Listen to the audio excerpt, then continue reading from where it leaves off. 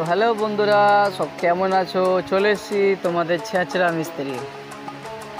তো আজকে আমরা কাজে এসেছিলাম।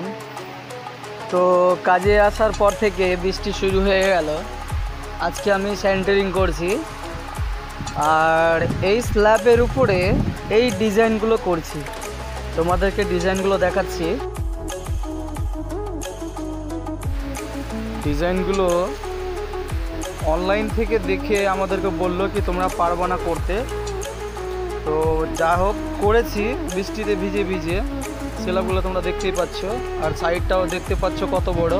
টোটালি এটা পুরোটাই হলঘর থাকবে। এটা একটা ভিতরকার স্ল্যাব। আর এই স্যান্ডিংটা স্টার্ট করেছিলাম, স্টার্ট করা মাত্র বৃষ্টি চলে এলো। তো এখন বৃষ্টির জন্য কাজ এখন পুরোপুরি বন্ধ।